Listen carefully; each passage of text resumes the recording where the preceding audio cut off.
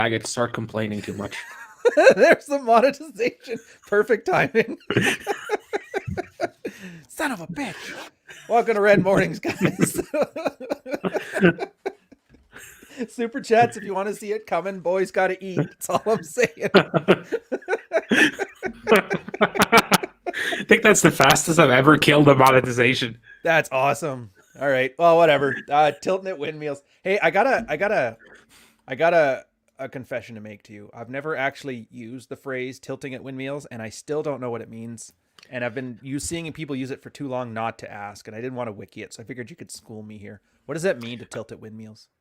Well, it's from Don Quixote because he has this great grand narrative about himself. Mm-hmm. So when he's fighting the windmill, he's fighting a giant. And he's basically making up this whole story where he didn't really do anything, but he feels like he did a ton, and he tries to convince everyone else he did a ton of shit. Oh. That's how I remember it. And I thought that was like the perfect metaphor for our topic today. Oh my god! And I know we said we're not going to do anything on Paul. It was such low hanging fruit. Let's just get it out of the way now so we can get to normal shit. We're basically talking about idiots who like Stedman going to the protest thinking he's going to save Trump by showing up and smoking on Periscope. Well, like the whole thing I had going was like I wrote my post this week, and I just kind of dawned on me that I've been doing this shit for 5 years. Mm-hmm. And that kind of pissed me off because I started to run through in my head all the shit I've seen. And like Stedman was kind of the top of it. Yeah. Because if he'd done what we told him, lift, eat better, sort your money out, dude would be jacked, rich, and not possibly facing federal charges. I mean, pretty much. It's the cult of me. Everybody should be focused on their own self-interest. I just don't. And the part that gets me too. So he's given guys life advice. And then not only is all the federal charges and shit like that, periscoping the fact that you're committing a felony, thinking that just showing up to this thing as a protest is going to change anything. Didn't he just brag about like being a brand new father? Yeah, that was the whole thing with it. It's basically it's watching someone fuck their life up live on Periscope. Yeah. Which I used to be like dunking on him because I thought he was such an idiot and I'm tired of him being around, but now it's kind of like a pity thing. And then I wonder how many guys are out there that honestly think that Trump is like their god emperor, like unironically, and they're going to fight for what's good in life. Well, I thought, and then I thought back because this whole thing, it's kind of like the hero's journey narrative. And guys are trying to construct that for themselves, which made me think of another guy I used to talk to a lot. Mm-hmm. And he used to always argue with me about how valuable philosophy was and ethics and all this crap. Mm-hmm. And I agree that it's valuable. But my issue with it is it's also a colossal waste of time. Where's the value part then? Actually, I don't see it as valuable, but I think that's because I consider value to be the not wasting your time part. But I'm curious where you're going with this.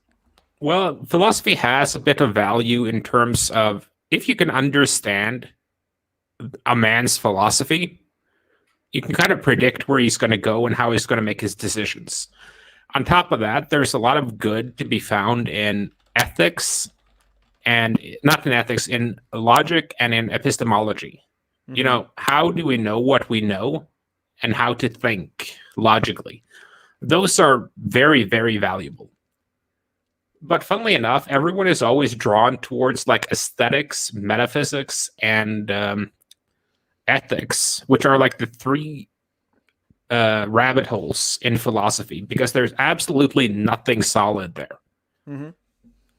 So you can talk about metaphysics for 17 years and you're still at the same exact spot. So there's absolutely no way to measure your progress in those. And the ethics part is obvious because we've all been kind of run into the whole, what is a good man? Please, darling, just tell me I'm a good man. The hoe I paid $50 for on some random campsite. 50? And you big spender. And then you have the whole aesthetics thing, which is kind of where I think it was Archwinger who referred to it as like the Jersey Shore pill. It's like gym tan laundry. Oh, yeah, yeah. Which is funny how the Jersey Shore people have ended up being more accurate over time than like continental enlightenment when it comes to modern day guys. But whatever. So, so for me, that's just a the two former are very useful. And I have the same kind of view with politics. Mm-hmm. It's useful to understand the system. Like a lot of my stock returns lately have been because I accurately understood politics and knew where we were headed Mm-hmm. and gambled on the probability. But I didn't get emotionally invested in it No, you can't get invested in because stocks I emotionally. That's not very much how the stock market moves is emotion. well not in the politics. I mean, Yeah. Well, emotion. What do you think for people are me, talking about land policy?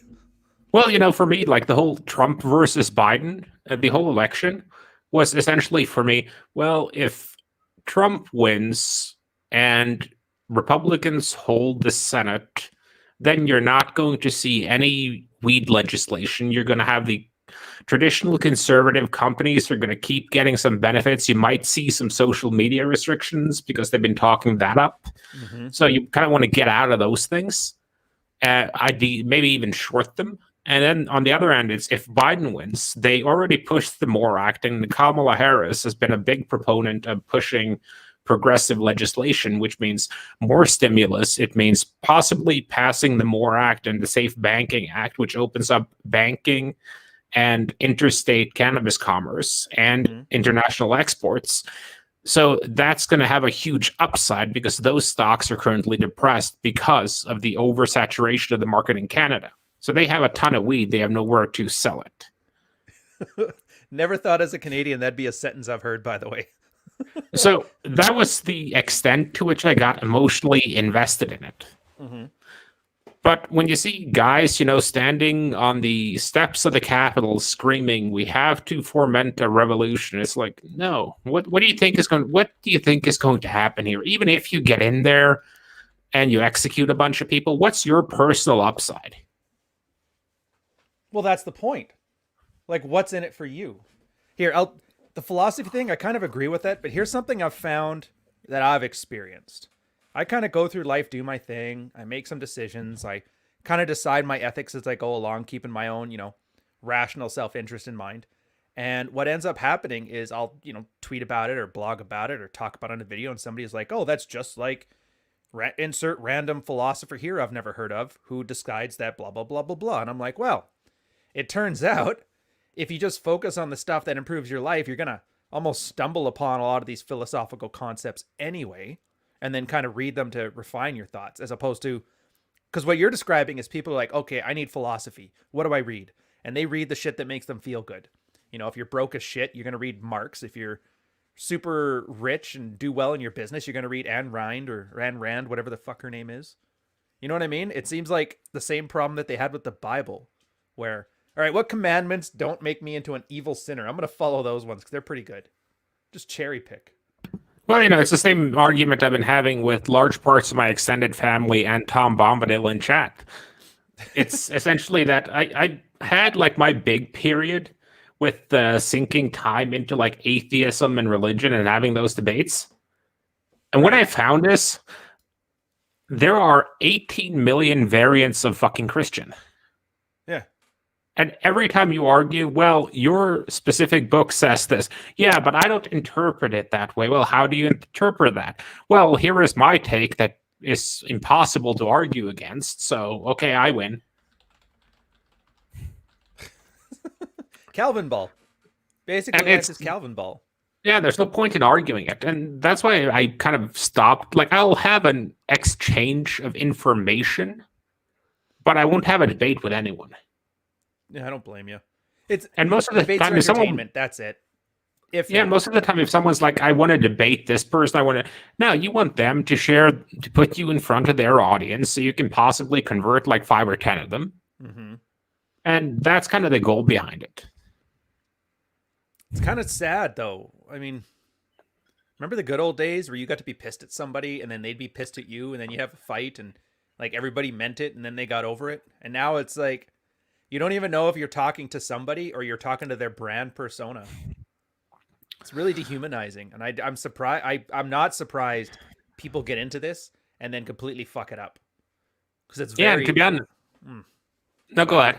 No, I just I was just gonna start rambling about how like fuck people. It's like no, let's try to No, get some but positivity.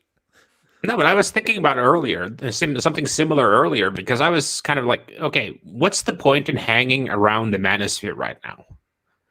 Because what was the last like original thing we came up with? I'd argue there hasn't really been any. There's only been 3 original things I think of. The mystery, like creating the method there, 9 steps, like how to go from here to hitting on. Damn it, I was just doing this yesterday too. The second one was the not giving a fuck, the Mark Manson stuff.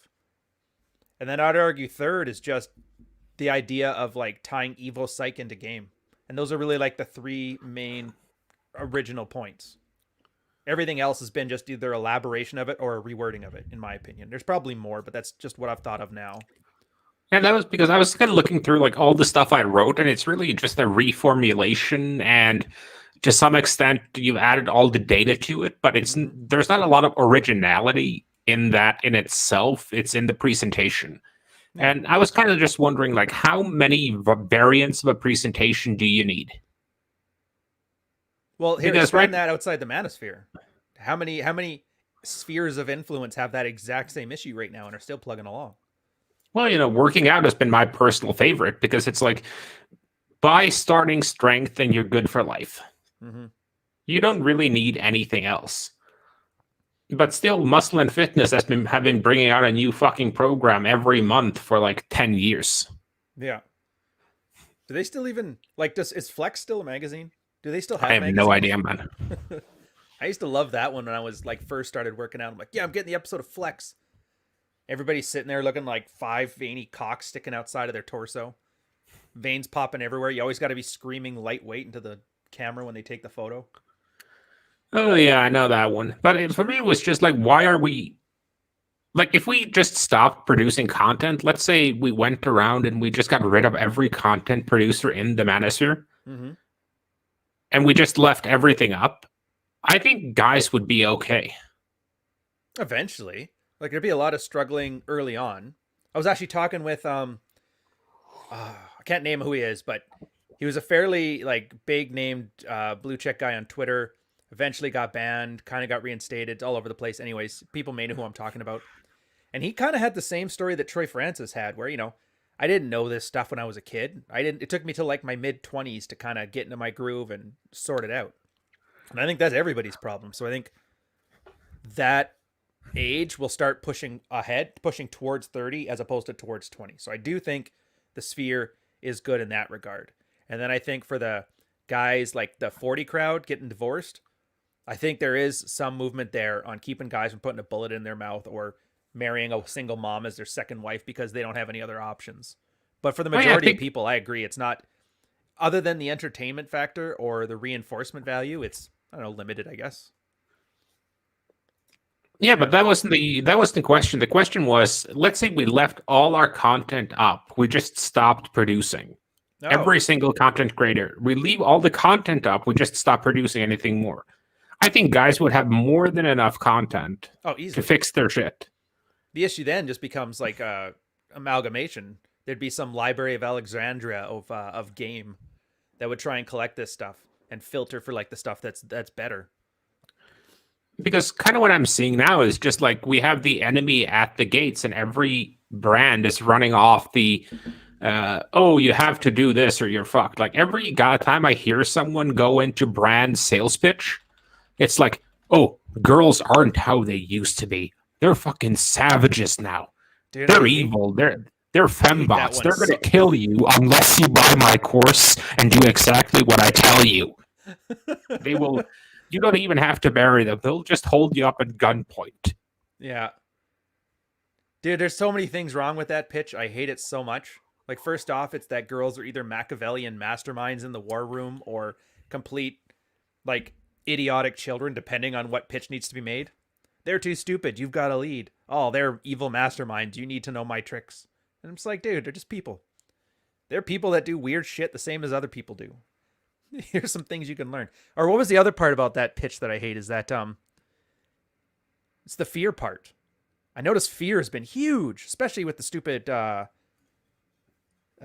He-Man Woman Haters Club in DC there, which, by the way, whoever gave me that one, I forgot about. That's been a hilarious phrase. You know, so everybody's terrified. My favorite was the beer belly putsch. I like that one too. But you notice that it's all about making guys afraid. They're coming for your guns. They're coming for your censorship. They're coming for your country. They're coming for your women. Everybody's coming to get you. It's this random paranoia. But, you know, if you just be more alpha male, it'll be all fine. I'm like, do you remember when Dark Triad was like the coolest thing? And everybody wanted to be Dark Triad, but now everybody's like... Cunning. Yeah, cunning. Now it's like, dude, you need to freak the fuck out. Seriously. Not even the guys just doing sales pitches, but there's guys giving out paranoia for free. I thought, whatever happened to being aloof? Well, I saw some guy who put, I'm not sure where I read the article because I read way too fucking much. And this guy put out this thing, and like, if you're reading something and you find yourself getting emotional, someone is trying to manipulate your ass. And he's actually right, because no one's actually sat there and read a research report and been like, I'm so scared right now. I'm so fucking pissed off at Dr. This and this for writing this shit. No one gets like that over facts and reasoning. People get like that because someone's trying to emotionally manipulate you. Mm-hmm. And if anything, I almost think that gives the sphere more credibility because we're just as shitty as everything else. Like, we're shitty as CBC that keeps telling me every week lockdown's getting worse, even though it doesn't change. But, you know, the fear, lockdowns are increasing. It's like, well, you know, you still haven't opened up my little cafe, so I can't do anything. So whatever. Same as politics, you know, the immigrants are coming for your gerbs. This is coming for that. Same thing as finance, you know, you're going to lose all your money, blah, blah, blah. Everybody just wants people afraid because that's the easiest emotion, I think, to stoke. To get somebody to ignore their frontal lobe and let the limbic brain do a purchasing decision. Well, I also think that it kind of plays into that whole system 1 versus system 2. Daniel the Kahneman. Fast and slow thinking thing? Yeah, thinking fast and slow. It's that whenever you're scared, you're not thinking rationally. You had like this great scene from 30 Rock like 10 years ago where like Jack goes like, Lemon, your father is being irrational. You don't fix irrational people with logic. You do it with fear. Well, that's the question too then. Is it that people are irrational and that's what's causing the people to want to just choke them with fear or what? I know we're using 30 Rock here as like a research point, but it's not wrong. Well, it's not a research point. It's just an observation that if you're forcing people to continuously be in system 1, which is essentially what all of social media, cable news, etc., is doing right now, then they lose practice. And, well, you know what? I'm not actually in any danger now. I'm sitting in my Ford F-150. I'm parked in a parking lot outside of Walmart, just about to rent it Rollo. So I can actually reason about this stuff instead of, oh, holy shit, there's a Mexican over there. I'm going to shit my pants. I better get this started. And system 1 is easy to manipulate. It's very hard to manipulate someone who's actually putting effort into reasoning. But no one's going to be like, no one buys anything off reason. Like, people impulse buy candy bars because of system 1. They don't sit there and think through, you know, their diet. How does that Snickers fit my macros? Do I really want that many grams of sugar? It's like, Snickers, I'm kind of hungry. Fuck it. Yeah, pretty much. I'm just picturing somebody adding Snickers to his spreadsheet. All right, my cheat meal will be Thursday. Thursday, I'll crave chocolate. It's a weird mix because for a lot of guys, I find when they're just trying to fix their sexual strategy, whether the relationship or not, that's the problem too, is that they're in their frontal lobe too much. They're doing too much mode 2. And they think themselves into a tizzy. And they don't do enough mode 1, which is more impulsive. And I think there's real value, and I'm pretty sure this is like one of the biggest uncharted parts of the sphere, and the next new thing is going to be a systemized way to separate when you should let your instinct drive your actions versus when you should let, you know, reason and ration do it. Because there's times for both. When you're picking up a chick at the club, I mean, yeah, you have a system in your head, but you don't want to be just sitting there going like on the spreadsheet. All right, +1 IOI, +2 IOI. All right, carry the 3. All right, time to insert dick now. Those guys end up fucking themselves over so bad. Yeah, at the same time, though, I'm thinking that a lot of the issues come from the fact that their instincts are not adequately calibrated. Hmm. Because most of the time, mating should be an instinct. Yeah, which makes sense. But our social organization is a lot of mode 2. Because that's essentially built around how do we avoid mode 1, well, system 1 just killing everyone. Mm-hmm. So that's a lot of mode 2. And when you do mating according to mode 2, you get that whole consent shit, like ask consent for every step of escalation, ask, can I kiss you now? That whole thing. Yeah. And if you let mode 1 run, that will kind of happen naturally. Of course, if you don't have a well-calibrated mode 1, you're going to end up with a sexual assault charge. Well, and that's where like pickup came in. Like literally mysteries, 3 steps, 3 parts per step, 9 steps. He literally took mode 2 to kind of calibrate a guy's mode 1. I guess it's one way of describing it anyway. And that's why I found it to be brilliant, even if it is a little outdated. Yeah, but that's the same way it works with, when you count calories. Mm-hmm. Like, if you've done that for long enough, then you can eyeball stuff. Yeah. But if you've never done it, you can't eyeball for shit. Like, I'm not sure if I've ever told you about that whole thing when I was first starting out with the food scale. And I was kind of like, okay, that's about 1 portion of pasta. And I looked at, okay, that's about 3 portions of pasta. Mm-hmm. That's a bit much. All pasta's too much. It's carbohydrates. Go full keto. Trust me, or you're going to die in a ditch somewhere and she's going to take your money. Buy my course. Yeah, So and the worst part is everyone's doing it. So it's not just the keto guy doing it. It's the game guy. It's the money guy. It's the every dude. The carb guy and the keto guy are doing it. How can they both be like telling you you're going to die if you listen to the other guy? But back to brand thing. That's what I mean. So everybody's so worried right now about censorship. And I think the people that are most worried about censorship are the guys that haven't been booted off of like Twitter during that last purge. Do you notice how many guys like deleted their account in protest because they weren't even the cool enough kids to want to be banned from Twitter? Like they want so bad to believe it that if it doesn't happen, then it kind of crushes their world. So like, I'm just deleting it myself before they have a chance to do it. It's like, yeah, sure, whatever. Why would you give up a platform with like 1 billion people on it, 1 billion potential customers? Well, it's to make a point. It's like, nah, I'm pretty sure this is a marketing play. Well, it goes back to what I wrote like a while ago because I wrote about signaling theory for a while. Mm-hmm. And that's all this branding thing has been about. Mm-hmm. It's been about using emotions, and it's also been about being on brand with your signals. On brand, not on point. Can't remember who told me that exactly. one. Fuck, that was. Oh, I know. I know who said that. That was Rollo who said it last night. Oh, nice.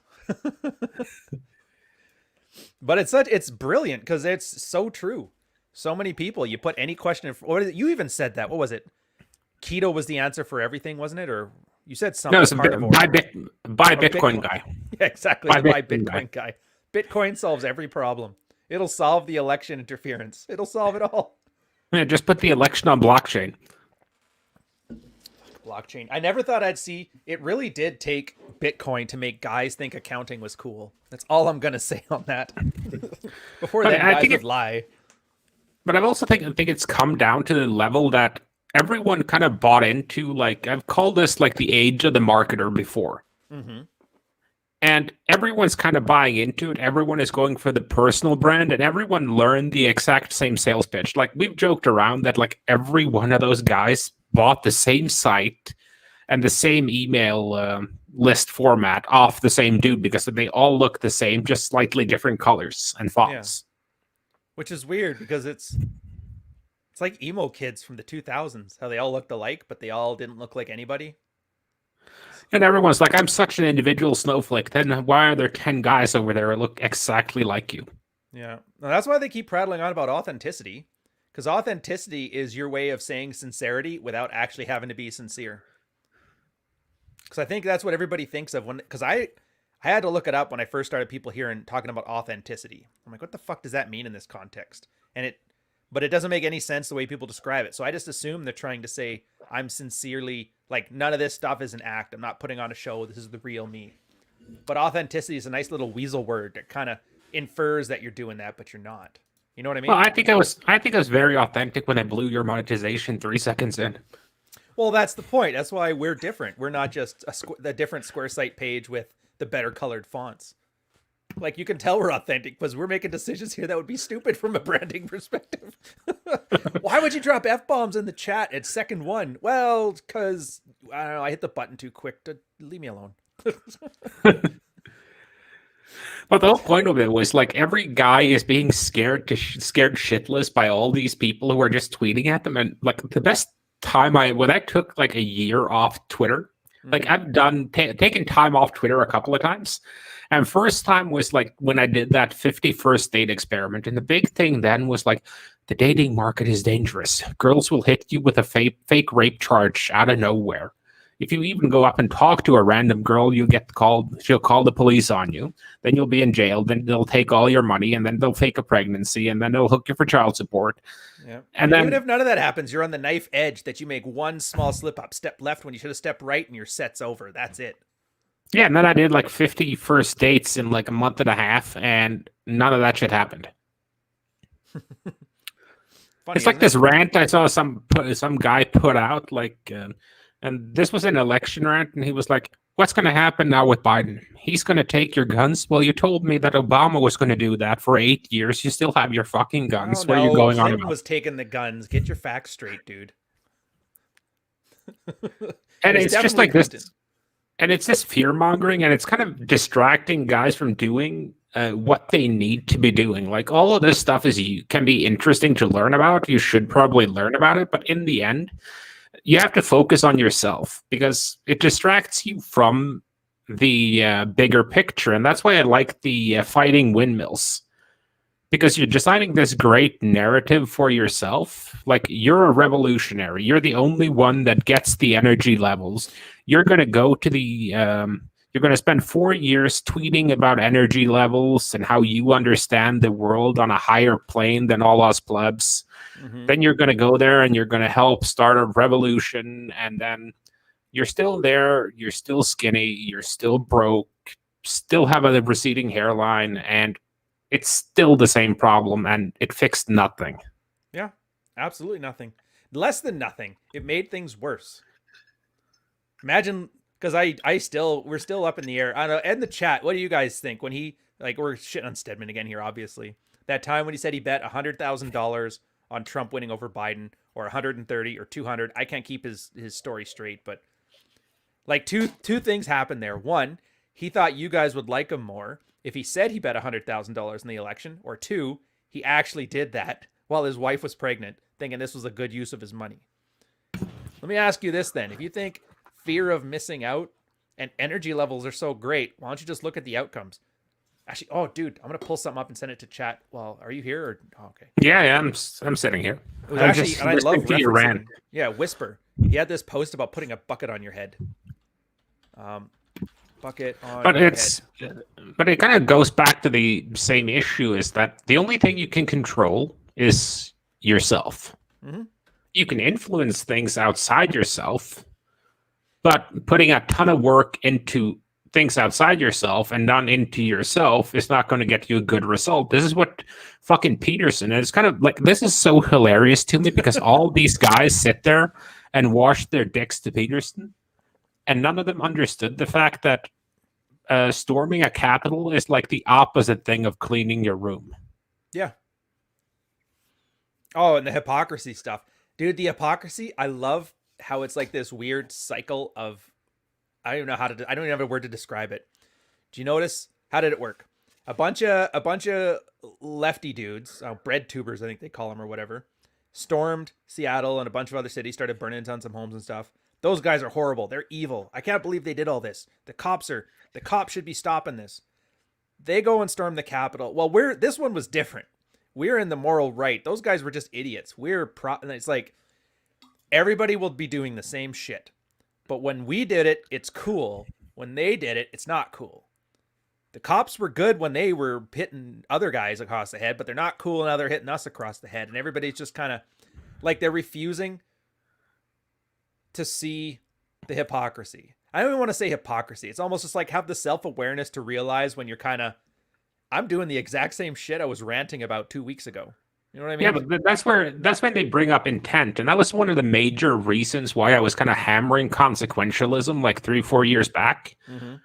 because the big thing then was, well, deontological versus consequentialist ethics, and if you want to know the differences, deontological ethics are rule based, so you have a rule that says don't do this, regardless of intent, and then you have intent behind that, so you have this rule that if you do this, then you had good intent, so it's a moral act. But consequentialist ethics is, let's say there's a kid that's drowning in a lake, Right.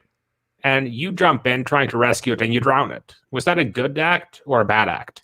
Well, you might have good intentions, but the kid died, so it wasn't a good act. At best, it's neutral. That's consequentialism. Right. But if you go with rule-based ethics, you say, well, you had the intent of saving that kid, so you drowned him, but your intent was good, so we're going to let you off the hook. Which is such a chick thing to say too. Is that Dentelian or whatever? Is that like a Deontological. chick? Yeah, deontological. Is that like a chick philosopher doing that? No, that was all dudes. Oh, Jesus Christ, boys. Look at that. Even your philosophers are soy. Because how often do you see that now? Where somebody's like, we have to do something. Even if something doesn't work, as long as you're seen as being part of the solution, whether or not you're actually part of a solution makes no difference. That's how COVID restrictions kind of got way out of control. That's how murderers get off because like he tried his best, or it's always about blaming, like his intentions were good. He just didn't have any choice. His mom used to beat him or some shit like that. And I just don't get it. Like you can tell there's a place for it, but you use it just so damn much. You're getting this whole thing where nobody's at fault because everybody thinks they're doing the best they can. And even sociopaths, as long as they can come up with a stupid story saying, hey, I tried. And they're like, oh, okay, give him his billion back. he's such a scamp. Yeah, and I just think ultimately it comes down to that everyone talks about accountability and responsibility and leading, but nobody really wants to do it. I read some kind of story by a dude who used to be in the military. Mm-hmm. And he said back when he used to serve, it was like the words that none of the soldiers wanted to ever have to say is follow me.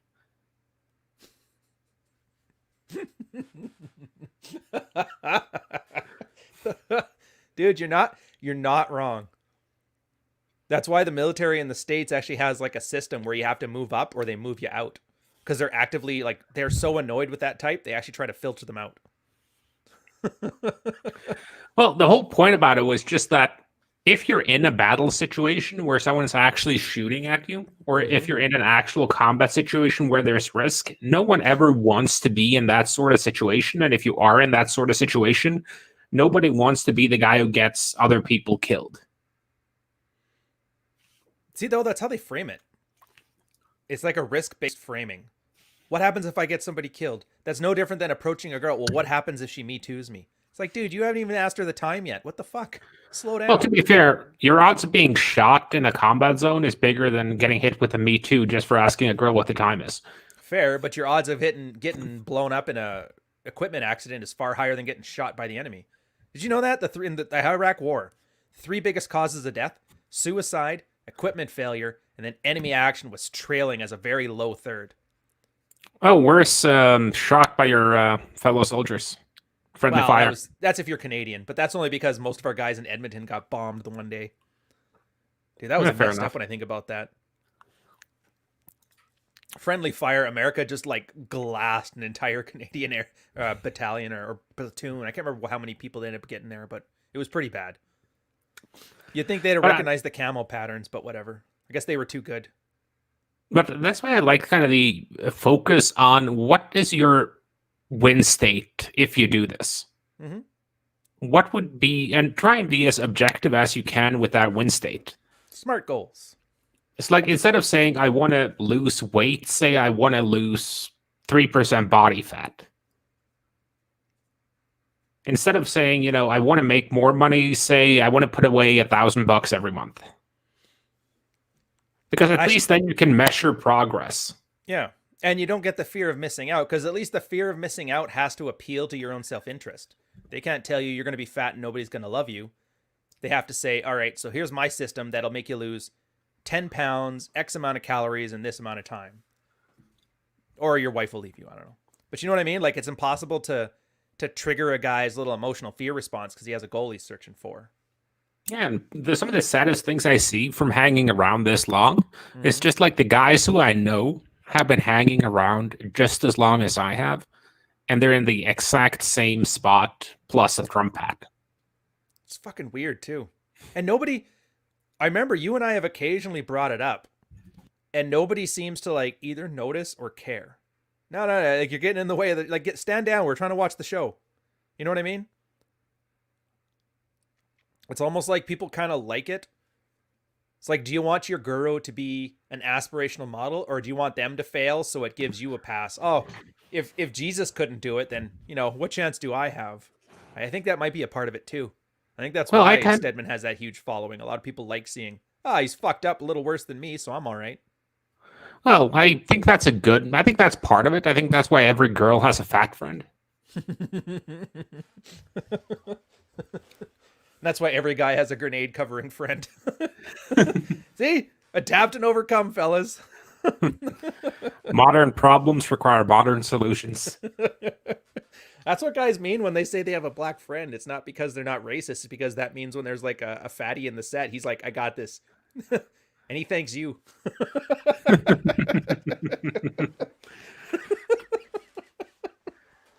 All right, I'm done. I'm done. Oh, it's a good lead into the Rule Zero later today. Yeah. Well, I don't think, like, I know a lot of guys are going to take it that way. I think because we're talking about fatties, guys, if you haven't noticed, but it's kind of along the same lines. Like that chick that wrote an article, I'll talk about it there.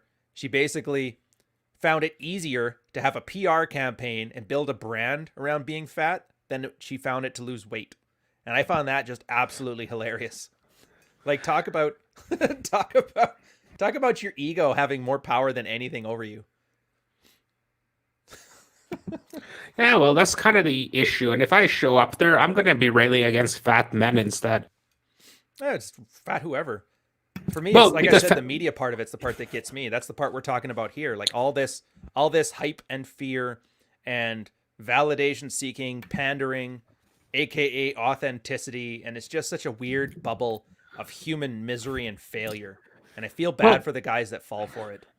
well, to be honest though, like fat bitches are better than fat men because at least fat bitches can get laid. Mm-hmm. There's your red pill. A girl could be fat as hell and she'll still get more poon than the average man. Yeah, that's the benefit of 13% black people in the population. At least 6.5% of them are men.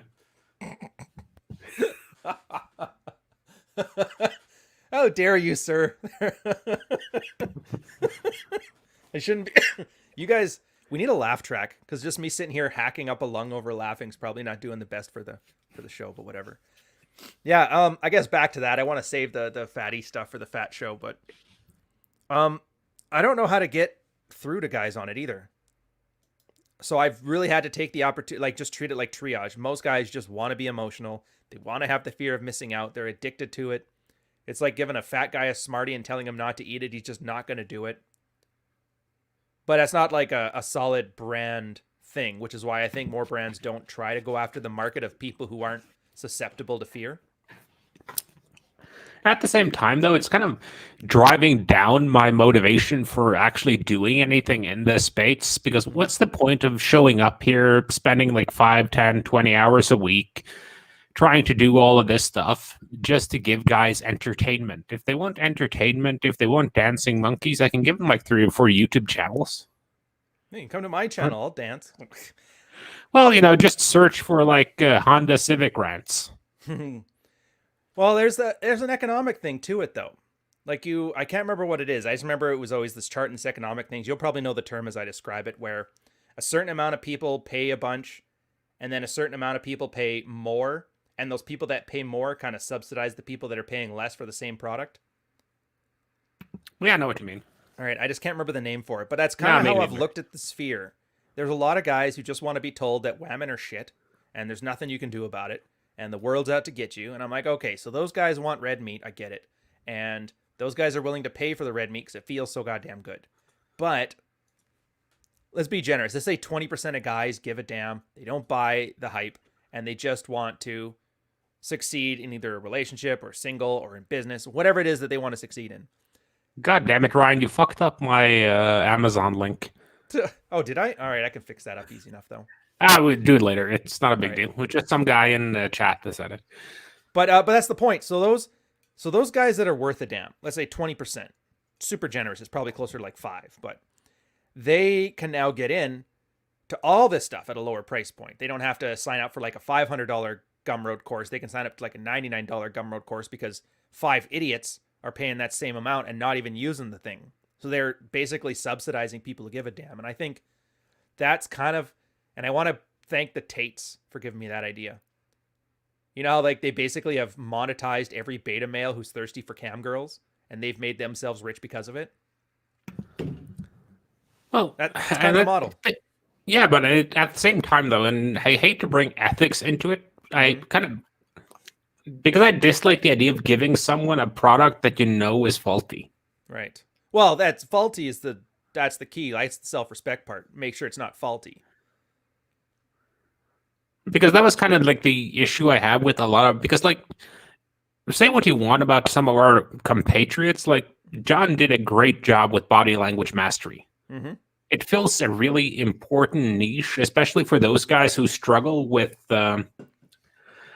reading female body language and body language in general. Yeah. Rollo's books do fill a niche, and they're products that will help fill some of the gaps for you. Mm-hmm. Troy's pickup stuff is good. And all of these products, they give you value in exchange for money. What kind of bothers me is when people are selling things like consulting, and they're more fucked up than most of their clients. And that's why I kind of rail against life coaches too. It's just on the basis that I don't believe that anyone who's successful enough to be a life coach would be a life coach. It's a good point. Like I said, you know me, I hate the idea of being a coach. It's just missing the accountability for the position to give it the title. It's like calling yourself the president of the Manosphere. It's like, dude, what the fuck? Because like, you're a coach for the Raiders. If the Raiders start losing games, they fire you as a coach. Your life coach can't be fired if you end up going to jail. And I've seen this. There's a dude who literally does like the life coaching shit. He's like 25. He's on steroids. Hasn't done fuck all with his life except for failed a law degree. Giving coaching to guys. One of his guys ended up going to jail for something. And then what did he do? He fired the guy because he said he wasn't a good enough client. I'm like, how are you giving guys self-actualization and then firing them because they didn't do it right when they fuck up? You know what I mean? But there's no accountability for that. What's going to happen? Nothing. Well, I think that's why they want to sell self-actualization. And I like L. Ron Hubbard was completely right when he said, if you want to make money, start a religion. You're tax exempt, and there's no expectation for a physical product or any results. You're selling people the feel goods. It's like a placebo. Mm-hmm. It's like when I buy alcohol-free beer because I miss the taste of beer, but I'm not supposed to be drinking beer.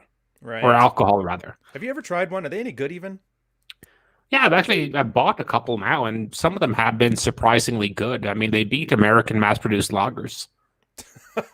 Wow, that's a tall high praise. But it's like, I had this argument with a friend of mine a while back, because I was cutting very hard at that point. And, you know, you have all those products that are supposed to be there when you're cutting. So it's like high-protein chocolate pudding. Mm-hmm. And if you haven't had like real ice cream or real chocolate pudding or real candy in a while, right, those things will actually taste pretty good to you. Oh, dude. Remember the day when you found out that like carrots were sweet? Oh, yeah. I love that. All right, my light just shot out. All right, whatever. But Backup's on the way. Keep talking while I sit in the dark here. But that was kind of the argument with it. It's if you're not having the real thing, mm-hmm. a substitution actually tastes all right. But if you're having the real thing, no substitute will do. Like, you know, if you have to eat gluten-free bread, if you haven't had regular bread for a while, the gluten-free stuff tastes okay. But if you just had like a freshly baked baguette and then you try to eat a slice of gluten-free bread, it tastes like you're eating fucking sawdust. Oh, dude, I can vouch for this 100%. My girl during COVID, she did the thing where they start making sourdough bread in the Le Creuset Dutch ovens. I haven't Yeah. bought a loaf of bread since, and she's been pissed that she made that decision. I'm like, I need another loaf. She goes, I don't have all day to make this bread. I'm like, do it. Uh, so I was thinking back too on your one thing here where you were talking about the fear and the sales thing. One guy, really smart, MIT. I don't know if you guys know this, but they give all their courses online. You can basically get a degree minus the thing. But there's a professor, Henry Winston. He talks about how to speak. And the one thing I love, and I don't see a lot of guys do in the branding space, and I think this is telling, is he says you should start it off with a promise. Like basically what you will have at the end of this course. And I noticed that it's like one of those telltale signs that somebody's just kind of grifting you based on fear, where they don't offer you a promise, they offer you a fear or a consequence for not getting it, you know? Yeah, I completely get where you're coming from. It's essentially, if you don't buy my course, your wife is going to fuck your best friend. Yeah. As opposed to this is a course that's going to get you um, better able to handle relationship things. You're going to have some tools, some of it you can use, some of it you won't. But you know what I mean? Like a promise is a hard pitch because it ends up, it's like the left can't meme. You're not making like a quick meme like, hey, do this or your wife leaves. You have to have this wall of text basically clearly laying out what the expectations should be. I do think that's an interesting one because I always found that like the whole left can't meme thing to be interesting. Mm-hmm. Because I don't think that's a I think that's more of a comment on the audience rather than a comment on the producer. Really? How so? Because memes are a way to communicate a more complex idea through something that's very catchy. Yeah. And if you have simple ideas, they naturally lend themselves better to memeing than complex ideas. Right. Like you can easily meme something like taking away someone's guns. You can't easily meme redistribution of wealth. You can easily meme against it. Well, I It's kind thought of the that was same the kind of critique, marketing. Well, it's kind of like the same kind of marketing as with you know how they call themselves pro-life, right? though. Right. And that basically means anti-abortion. Right. But But anti is negative, and that's bad. It doesn't play yeah, well in but our market. technically, you know, if you were pro-life, you'd also support things like maternity leave, basic health care. You'd support, you know, food subsidies to keep people healthy. You'd support, you know, stricter gun laws because Be guns against the kill death penalty. people. Yeah, all those things.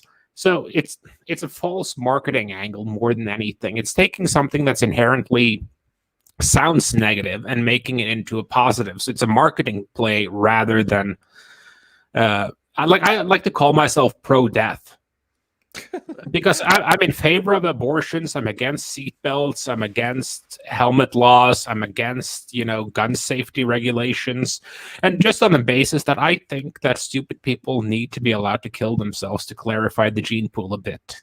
Well, I don't even think it's that. I think what it is that people, like, for example, if your girl cooks for you every day, you stop cooking for yourself. The girl stops cooking for you, you'll complain a bit that she's not cooking, but eventually you start cooking again. I think it's that same thing. It's the fact that people don't have to think about their own safety, so they just don't. But as soon as you take away those little safety nets, they'll start thinking about it again. And I honestly think it's a way of like bringing the collective IQ up. Yeah, some people will die, but you know, some people are going to die anyway. Yeah, and I think just kind of I think we've gone to kind of like between modern healthcare and safety regulations, it should be nearly impossible to die unless you do something extraordinarily stupid That's or not end even a up in good a enough really adjective bad for it. situation. Yeah, like even those, you'll survive those. I remember that video I used to show. It was on one of my old posts. What I call it, an appeal to irrational confidence. And I kind of brought up like, look, it's impossible to die or starve in the street now if you live in the States. It's impossible. And I showed this video of this guy who videotaped himself jumping off a ladder into a pool, but he fucked it up, cracked his head off the cement. And then because it was an old like VHS tape, he just laid there for 5 minutes because nobody was there to turn off the camera. And it's like the Family Guy thing where it was horrific for like 30 seconds. And then it was kind of like funny. and then it gets funny again, and then it gets horrific, and then funny, and it's just funny because you're just staring there at like a stationary scene, and there's like this range of emotions. But yeah, the key point was the guy just couldn't die. He survived. He uploaded that to the internet 10 years later. Well, I think that's kind of why we need this substitute fear too, because we're kind of conditioned to have some element of fear in our lives. Like most of our evolution, you had to fear all kinds of shit. Yeah. Like you had to kind of sit around fearing the lions, then you had to fear the plague, then you had to fear, dying in childbirth, or, working in a coal mine with absolutely no safety equipment, or charging across the battlefield at a fucking zombie with mustard gas coming over there like a cloud. Machine gun fire overhead. And now we're kind of at a point where, like, can I have some fear, please? It goes back to the Matrix, and I hate to make Matrix analogies all the time, but there's a scene in there where he goes like, well, we tried to create a simulation where all of humanity was happy, and humanity rejected it. Because you have to be miserable occasionally. Well, I'll put it this way. How long do you think Karen would last in Pakistan? Walking up, bitching somebody out, see the manager, throwing that finger in the guy's face, probably slapping him once or twice when he doesn't react. How long do you think that would last before you start seeing her on a milk carton? Well, I think that's I think that's why you have Karens. It's like me and Chesty. Well, me and Chesty have been having this discussion. Like, if you brought back dueling, I'm pretty sure it would have a more polite society. We'd have to. By the way, what's the argument then that cancel culture isn't just modern day dueling? Well, here, I'll back it up where I was kind of going with this. I was thinking, how guys are complaining, like, getting your feelings hurt isn't a reason to cancel a guy's income or whatever, right? And then I thought about dueling culture. I'm like, well, what is that other than somebody hurts your honor, and so you blast him unless he apologizes? Well, I think kind of the cancel culture thing is kind of overblown.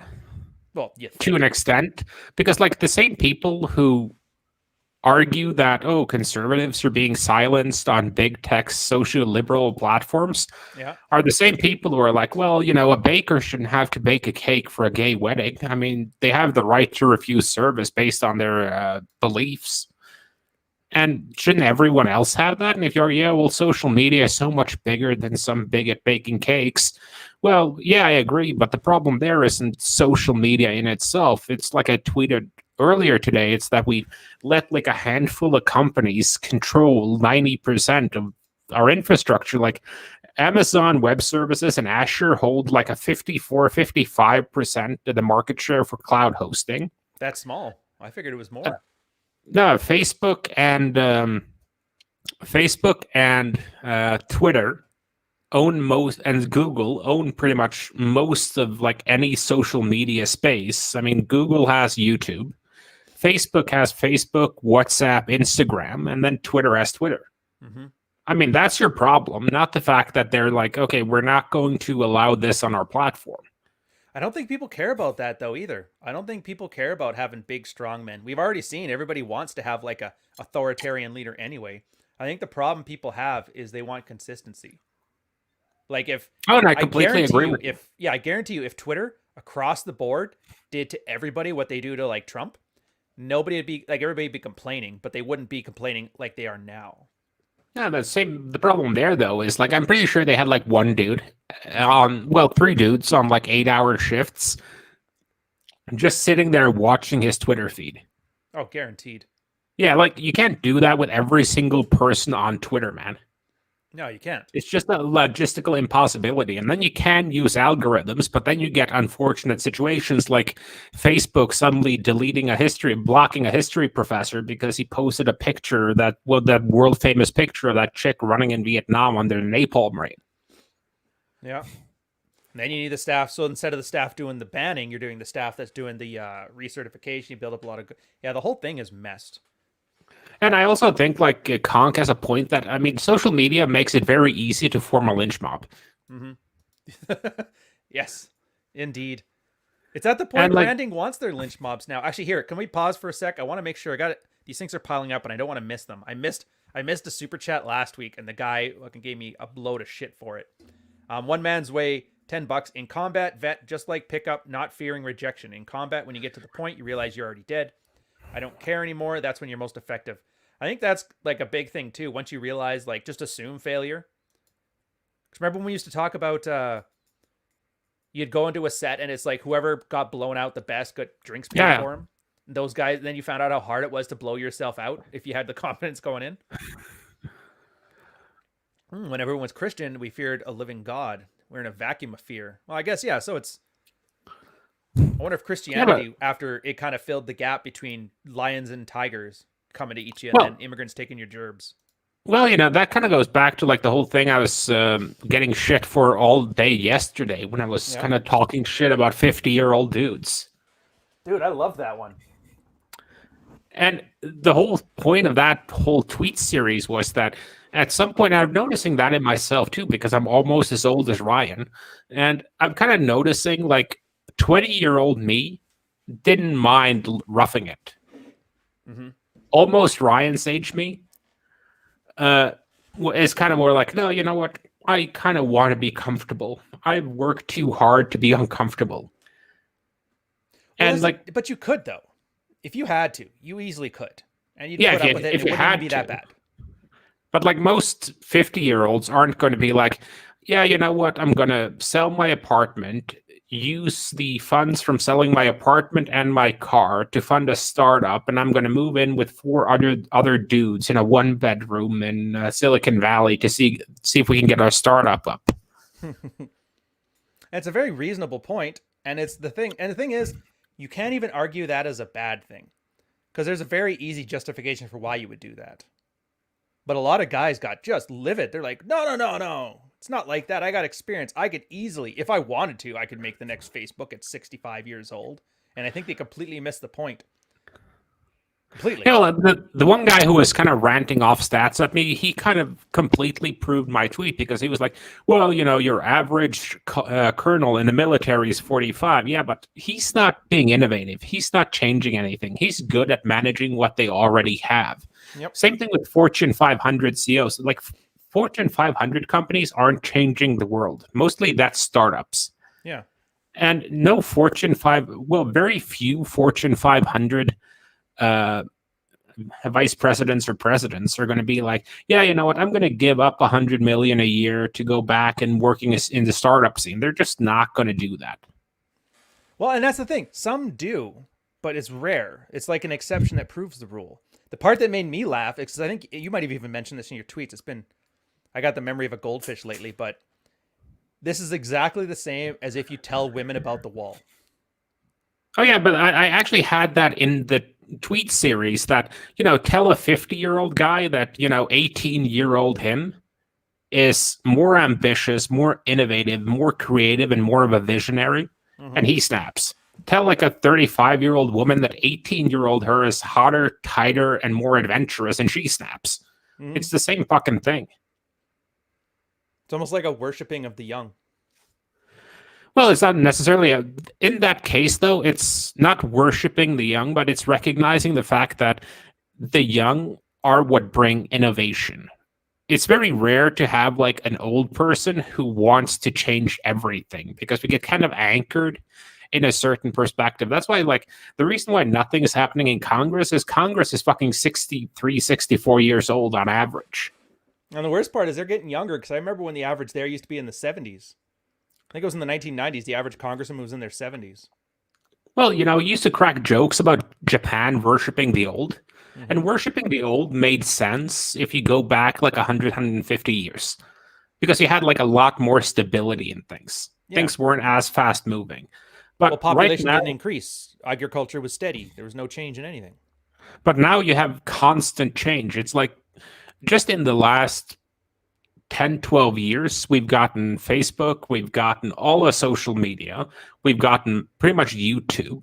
And the way we communicate is completely been revolutionized. And even the way you do like manufacturing is completely revolutionized. And you're expecting global supply chain. It's absolutely insane. And you're like, joked about this and got a lot of shit for the joke that watching the Senate hearings of Mark Zuckerberg, and basically Mitch McConnell is sitting there like, Mark, what's my Facebook password? It was bad. The whole thing was bad, but yeah, they don't know, which is weird because they have young people that are staffers working for them they get to explain it to, but they don't want to hear it, or they don't care to hear it. And if you take into account that the American system in itself is kind of built to be slow and stable, because that was kind of how Madison intended it when he built it. Yeah.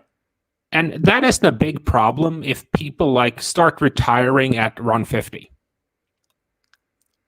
But it's the reason why Gen X is never going to have much of an influence on American politics, because of the boomers hanging on for an extra 20 years. That means we're going to jump straight from boomer to Gen Z. You don't even think millennials or boomer are going to kick the can? Well, boomer to millennial, probably, or late millennials, not early millennials. Yeah, I don't know, maybe. Here, let's change this off. Something lighter. What do you think about the French Foreign Legion? Oh yeah, the newest LARP. You guys saw? You see this one? No, what's it about? Just a bunch of people are LARPing about. They're like Spartan. Sparta was so 2015. Now it's French Foreign Legion. And then the big argument was, but they're not actually French. I'm like, well, technically they are French at the end of their tour if they survive, and I think they earned it more than most guys. And it's just another episode of like kayfabe. So they want to, instead of like being Spartans now, so everyone's moving on from like the King Leonidas statues to like some random French Foreign Legion statue. Damn it. And I kind of remember, I got to go look it up. They actually did fight in the Mexican War, and they literally had a 300. And then the main French legionnaire, he had like a wooden hand, and they still carry it around to this day. I just got to learn the goddamn guy's name. But he's going to be the new Leonidas, guaranteed. Well, as long as people can keep LARPing, I think that's the important thing. And I think that's kind of what social media brought us. It's like kind of this world of kayfabe. Yeah. Or kayfabe, or however you pronounce it. It's that everyone can choose how they're portrayed on social media, but people cannot do it in real life. So people prefer social media because they have editorial control. Yeah. It's crazy when you think about it. Appropriate beverage for a protest video? Well, it depends a little bit. Like, I tend to like something from the Cool region in France. But I would say drink water and have some vitamins for a protest video, because you want to keep your strength up, because it's going to go on for a long time. And I think that's kind of a consequence, though, of the media combined with the social media, in that having like someone who's an organized thinker with facts and reason behind it in long form is always going to be less useful and less for the media than someone who shoots their mouth off. Like I'm legit wondering what the people who sat around all day just writing about what Trump put out in his Twitter feed all day are going to do now. I'm wondering that too. I love Ryan Long had a sketch on that where it was like he had like a fake Vice meeting where they're like, now that Trump's gone, what do we do? And they just kind of sat there at the meeting trying to like guess, and they couldn't figure anything out. And then like a fix junkie going back for his fix. Let's see what he's up to now. It's like, no, he can't hurt you anymore. Let me see it. Trying to see Trump. I guess it didn't age because Trump's gone off the platform. And I have a theory too. 6 months. Give it 6 months, and people are going to be yelling at Trump to fire Gordon Ramsay off of like The Apprentice Iron Chef edition. Just watch. Memory is a goldfish, man. I guarantee memory is a goldfish. Yeah, the goldfish memory is one thing, and I think the adaptation of people in general with the Eric Bischoff marketing model is kind of driving it too. Because they're either it's controversy or it's fear. Those are the kind of like the two notes people play on. So either it's this person said something and Twitter is furious, or it's, oh, if you don't stop eating red meat, the world is going to become a desert in like 3 years. Mm-hmm. And then every 3 years you keep saying it because everybody forgot about the last 3-year prediction. And I had this argument with a family member over Christmas, because we were in like a normal, like, let's say reasonably normal political debate. And everything that person brought up was like a 0.1% issue. Oh, yeah. So it's all like issues that are like completely irrelevant in the big picture, but they stoke emotion really hard. Like I know people, if I wanted their attention, I'd just start posting a bunch of vegan shit.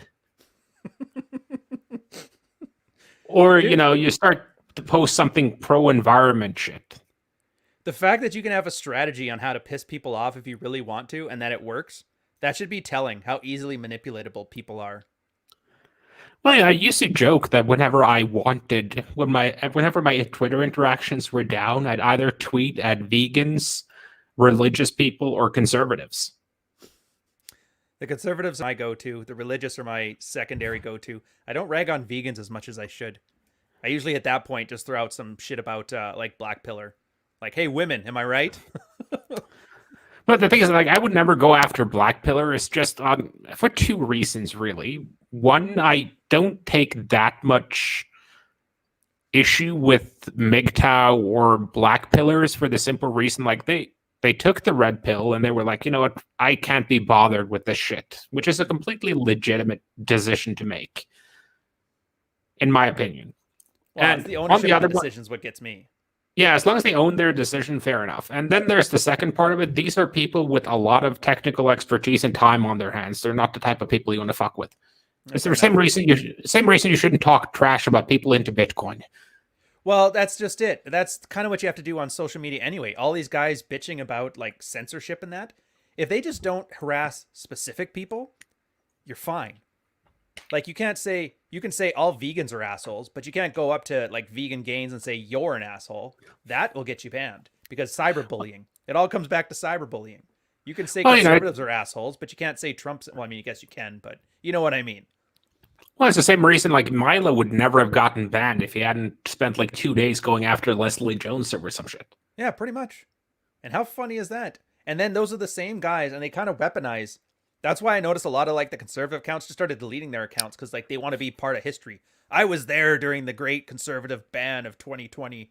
I survived. Oh, really? Did they remove all your stuff? No, I deleted my account in protest, but it was the same thing. If you want to find me now, and they're just praying that some parlor will like take them in and Fox News will bring them on as a thing. It's all like a job interview for some giant demographic gatekeeper. You know what I mean? And I was like, why would you start your own business if you're just going to kiss ass to a different boss that's not even paying you? I never got it. But it's like, but it goes back to the same thing. Controversy creates cash. If you're controversial and you pick like a divisive topic and you just go ham on that topic, you'll eventually get attention. And the people because if you take one of those topics, whenever you have vegans, for instance, right, you'll have an antithesis that hate vegans. Right. That so if you hate for hate follow. Yeah, so if you hate on the vegans, they'll follow you because you're hating on the vegans. And then you become known as the guy who's, he's the best vegan hater that exists. And then you suddenly have a brand and they start bringing you on podcasts and shit. It's like, I'm just wondering how long until I get on some podcasts for people who hate the rest of the Manosphere. Dude, I was wondering about that. I think it's like Horseshoe theory. The sphere than anybody else. Some feminist rags would be like, you guys sound great. We need to have you on. Like, what? What kind of clown world shit is this? Well, it's like horseshoe theory, right? Because that was one of those things I used to hate the concept of. But it's kind of true that when you go out on the crazy fringes of anything, they kind of resemble each other. Because militant vegans are just as bad as, militant carnivores. It's almost the issue is dialing things up to 12 as opposed to like vegan or carnivore or Bitcoin or anything. It's the tism. Yeah. Yeah, that's why you kind of like, if you kind of look at whenever they write, one of these rags do a story on the sphere, it's never like some guy who's like calm and measured and reasonable and well-dressed, well-groomed. It's always like some crazy fucker tweeting from a cave somewhere with a beard down to his knees. Pretty much. It's never like, okay, we're going to talk to this completely rational person. It's always like, who can I get on that my audience will hate? Well, they even manufactured. Didn't remember when Rollo was telling the story when was it Dr. Phil or Dr. Oz wanted to have him on to discuss feminism and Manosphere shit or whatever? And the producer went up to him. It's like, yeah, we need you to say these lines. And it was like the standard, like, women are bad, men are good. Why don't you believe in us? And he's like, I need you more animated. Can you be angrier? It's like even the people there, they don't believe it either. This whole thing is just like it's like a show, Yeah, theatrical yeah, production.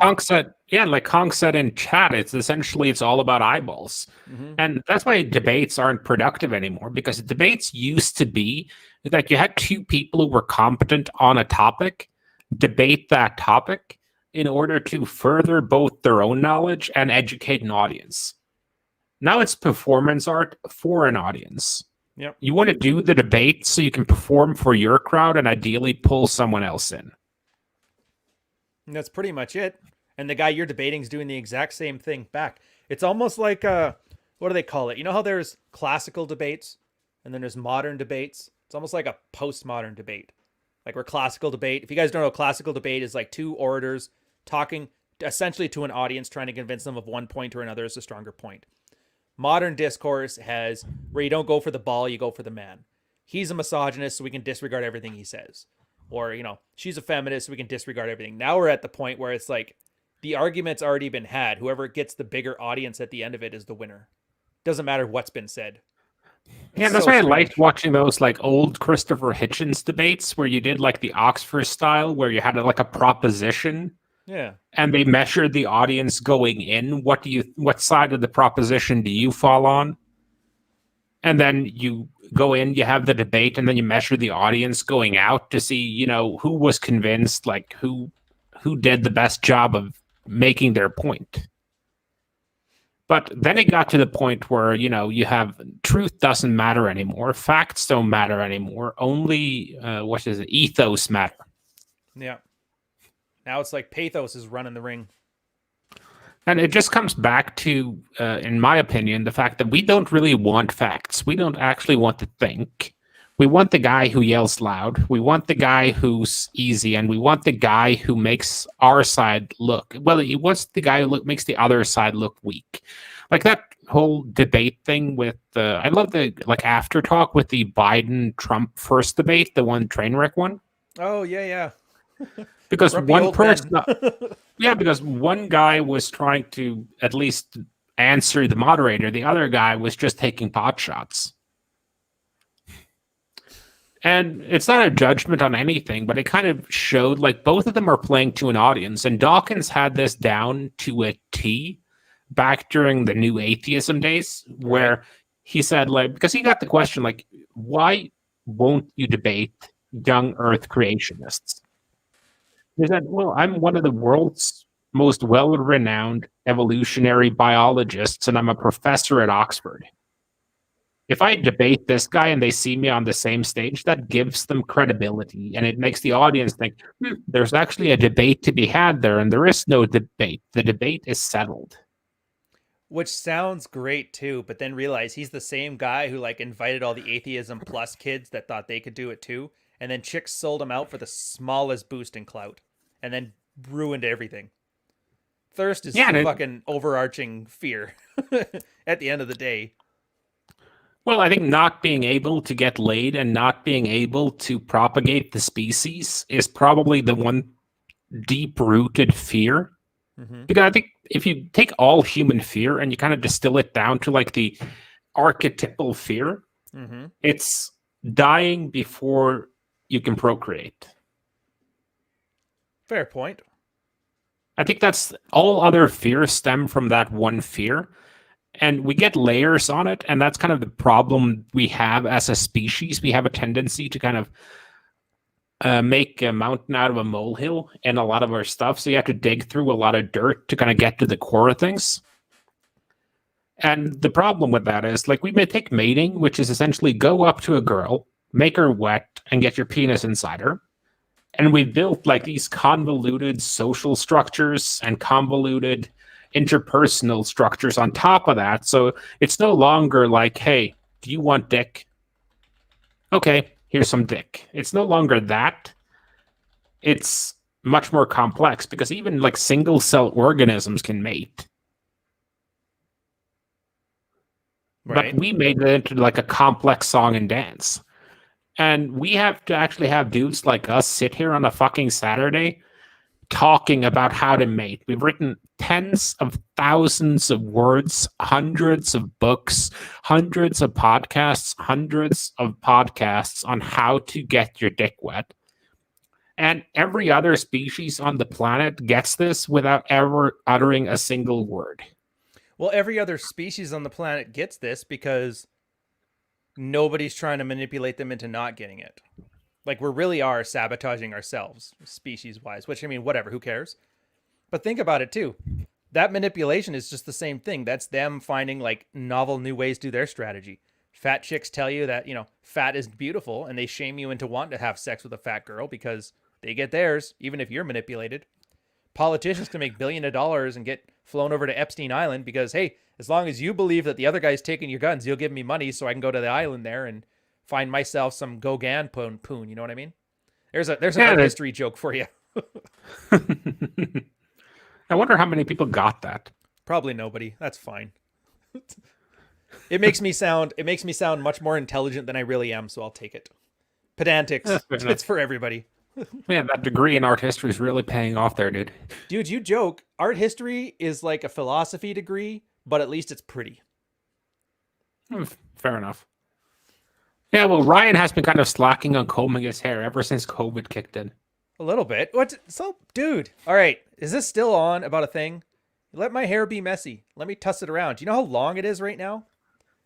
It's like the longest I've had it in forever. And so I can't just slick it back so I look like a greasy Italian.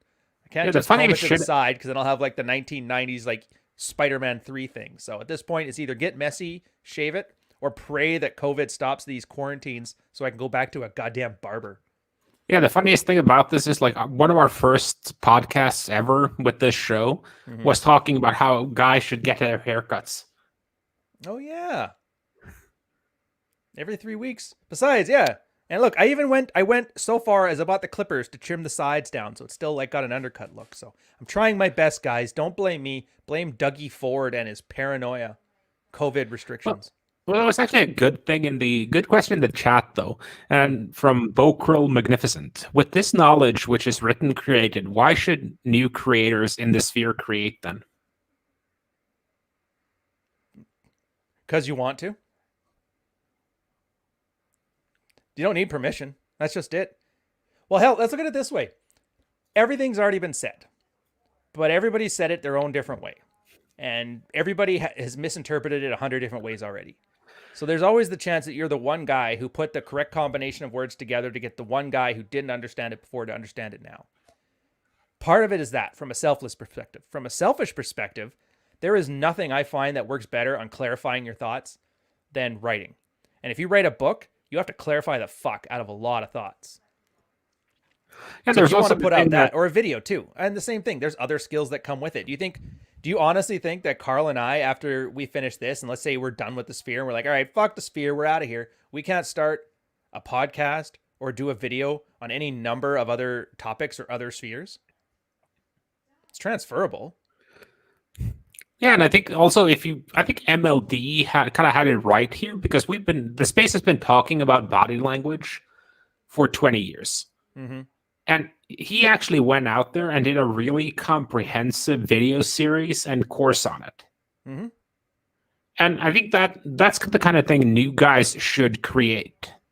Is, okay, this is what we have. What don't we have? Well, we don't really have good videos on. Like Tanner did the same thing with like his clothing line and shit. Yeah. Like, okay, guys don't know how to dress. How can I do a really good product helping guys to dress because we know it matters? And I think that's kind of where you have to look if you want to create content is, okay, what isn't there? Because writing variant number 3,483 on Rollo's hypergamy posts isn't really going to cut it. I can't not think of that stupid George Bruno Toyota Tacoma. Do you see that building over there? There's murderers in there. What? Every time you talk about like the Honda Civic rants about hypergamy, I just think about that the what's wrong with the red pill George Bruno video where he's in his Tacoma and he's like looking over. Do you see that building over there? There's murderers in there. And he does like this pregnant pause in there, and I crack up every time I think about it. Oh, I haven't watched that video. Oh, dude, it's hilarious because it's just paranoid. I'm angry. I'm sad. I'm angry. And for 15 minutes, there is nonstop 5-second clips of stuff taken out of context that is hilarious on its own. I should honestly put like a big tweet storm about it. Give Bruno some credit because now he's banned from Twitter. So Oh, yeah, the least we could do is keep his memory alive. Because I thought that was the funniest thing, like the funniest ban ever off Twitter. Yeah. Was this? There was this like extremely biblical conservative chick that I think followed everyone, and she was the first to get silenced and one of the first people to be like, "I'm on Gab." Okay. Because she went off on I think it was either about homosexuality or something like that, and just went off on this person. And everyone was like, what the fuck? She got banned? What the hell? They're coming for the rest of us now, and this was like 4 years ago. We're still fucking here. Well, even the Red Pill subreddit, they've been talking about how Reddit wants to shut them down for 7 years now. Like, yeah, it's quarantined, but they're still there. Everybody's still kicking along. I got a Reddit ban back in the day. I'm still there. Everybody's worried about this stuff. That's the fear. They're gonna take your guns. They're gonna take your social media accounts. So you gotta get on my brand new platform and sign on now, or else you're never gonna have a way to tell everybody how great you are. Everybody's like, oh shit, I can't go 15 minutes without telling everybody how awesome I am. I better get on there. And I just think it's part of me is like, I wish I kind of would get banned off Twitter, not for saying anything controversial, because it would just free up a fuck ton of my time. Yeah. Well, yeah, for you, the hobby, like you should have no, I'm thinking of it too from a brand perspective. Why would you do something knowing you're going to get banned anyway? Everybody talks about how they're red pilled. Well, the whole point of being red pilled is navigating things, not changing the world, navigating. So you can't be red pilled and get a ban off like a permanent ban off of Twitter because you did something stupid. It just makes no sense. Why would you trust a guy? But that's the same argument I had with some fucker in Clary's comments back when I went on his show. Mm-hmm. And it's just like, because one of my main things lately is just Law 31 and adaptability. Like, think what you like, but at least don't be a douche. Is that 31 or 38? Isn't it 31? I want to say 38, but yeah, Law 38. Think as you like, but behave like others. Okay, Holy fair enough. shit, am I that autistic? Yeah, apparently. I should have never suggested it. Oh, god damn it. But the point of it is just like, okay, because a lot of guys are like, well, alphas don't adapt. Alphas don't fit in. Why would you want to fit in? And it's like, well, if, let's say you go to the bar and you get drunk out of your mind and you're running around and you're picking fights and you're groping every chick and the bouncer comes over and kicks you out, you're not going to rant about cancel culture. You're being a douchebag. Of course you get kicked out. Yep. Or you pissed off a girl who weaponized the bouncers against you. They do that too. They'd rather have her in there than you. Yeah, and at some point you're just going to have to come to it like, there's the public face and the private face. The Japanese have a thing about that. And you just have to kind of come down to the fact that if you're going to be your completely authentic self at all times in the most in your fucking face way you can possibly conjure up, then of course you're going to piss off a lot of people. Like, I do that in my personal life when I meet new people sometimes socially, just because I don't want people around me who annoy the fuck out of me. And being an asshole, a funny asshole initially, gets rid of the people who can't take that level of asshole and keeps the people who can appreciate the funny part. Dude, it's a good filter. It's a great filter. And it's the same thing with like when you first start doing game, it's like I just want as much attention from all girls as humanly possible. And then once you start getting attention, you want to kind of filter that down to girls you actually want around you. Yeah. But you can't get there until you've had some numbers, right? Yeah, because numbers give you preferences. You realize, oh, that chick with the tattoos, super fun in bed, definitely not good to take to church. You realize the good church girl that's actually crazy in bed is You know, but you need like that's the only way to build preferences is practice. Yeah, and experience with preferences. Like if you, I've thought of wine or any kind of food as a good analogy. If you've kind of grown up just on fast food, Right. it's going to take time for you to accustomate your palate to actual food. Oh, Like if it, 100%. like if you've ever been one of those people who went a lot for like the fast food stuff and the junk, Mm-hmm. and you start eating like home cooked proper food, it's not going to taste good to start with. No, it'll be missing salt, no flavor. Lettuce is just like water with crunch. You're like, what the fuck? So it's just going to be that amount of time to adjust your preferences as you start enjoying higher quality fare. It's that simple. Mm-hmm. Although I So don't want to say that there's a high quality, low quality woman thing. I hate that argument because everybody loves making the Morlocks and Eloy or Madonnas and yeah, whores. yeah, but there is the fast food. There's the McDonald's bitches Yeah. and the um, tenderloin bitches. And the McDonald's bitches are generally fast and flavorful. The steak bitches are generally slower and have less flavor, but they're better for you Mm-hmm. in the long run. Well, in the long run, both of those chicks are the same chick anyway. The younger ones tend to be more fast food, and they'll as they age into wanting to be the filet mignon. You just got to catch one that figured that out before it's too late, like before she turned 35. Because isn't that how most like you just let a relationship run its course now? It's a girl will date and hoe it up till maybe 23, the stick with a good boyfriend until like 27, 28, and then start having the baby rapey scenario. That's generally how most of these things play out. Oh, this is kind of brilliant, though. This is Hmm. a good one, right on topic. What's that? Well, Zuby just tweeted, wasting your potential is like slapping God in the face. If you don't believe in God, then say universe or whatever makes you feel better. And then Rolo has a follow up like right side of history is the other God you're referencing here.